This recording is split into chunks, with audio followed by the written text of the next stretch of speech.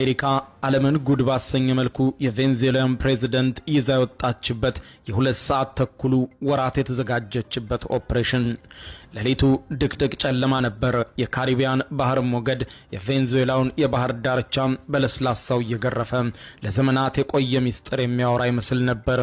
ከባህሩ ማዶ በደቡብ አሜሪካ እምብርት ላይ በአንድ ወቅት የላቲን አሜሪካ የልብ ምት የነበረችው ዛሬ ግን በአስፈሪ ሁኔታና ስጋት ውስጥ ተውጣ የምትገኘው ቬንዙዌላ ትገኛለች። ካራካስ ዋና ከተማዋ ላይ ሰዓቱ ከሌሊቱ 8 ሰዓት ወይም በሀገሬው ሰዓት አቆጣጠር 2 AM ሌሊት ላይ ነበር።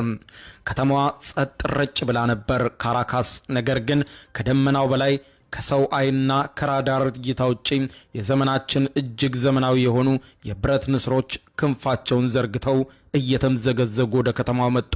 ይህ ለቬንዙዌላም ሆነ ለዋና ከተማዋ ካራካስ ተራ ምሽት አልነበረም፣ ተራ ሌሊትም አይደለም። ይህ በዋይት ሃውስና በፔንታጎን ኮሪደሮች ውስጥ በከፍተኛ ሚስጥር ለወራት የተጠነሰሰው ኦፕሬሽን አብሶሉት ሪዞሉሽን የተሰኘ ታሪካዊ ዘመቻ የሚፈጸምበት ሌሊት ነበር። ዓላማው አንድና አንድ ነው። አንድም ደም መፋሰስ ሳይመጣ የቬንዙዌላውን ብረት ለበስ መሪ ኒኮላስ ማዱሮ ካሉበት የኮንክሪት ምሽግ ነጥሎና መንጥሮ አውጥቶ ወደ አሜሪካ መውሰድ። የአሜሪካ ከፍተኛ ወታደራዊ ባለስልጣናት እንደሚሉት የ63 ዓመቱ ፕሬዝዳንት የት እንደሚገኙ፣ የት እንደሚበሉ፣ የት እንደሚተኙ፣ ምን እንደሚለብሱ፣ የቤት እንስሶቻቸው ጭምር ምን እንደሚመገቡ ክትትል ሲደረግባቸው ቆይቶ ነበር። ማዱሮ በቴሌቪዥን እየወጡ በአሜሪካ ላይ ሲዝቱ፣ ትራምፕን ሲሳደቡ የማይታዩ ይመስላቸው ነበር።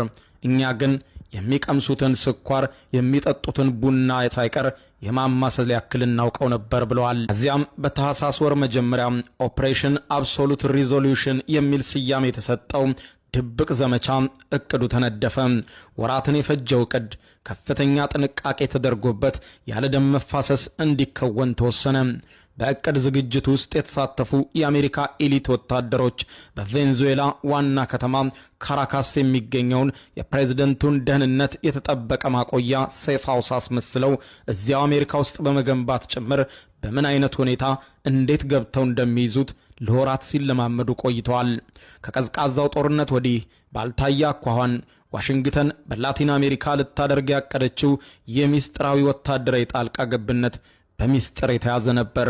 ሚስጥር ሲባል ተራ ሚስጥር አይደለም፣ እጅግ ጥብቅ ሚስጥር እንጂ። የሀገሪቱ ኮንግረስ ስለ ዕቅዱ አስቀድሞ ገለጻ አልተደረገለትም፣ ምክረ ሐሳቡንም አልተጠየቀም። የዘመቻው ሂደት በዝርዝር ተዘጋጅቶ ከተጠናቀቀ በኋላ ከፍተኛ ወታደራዊ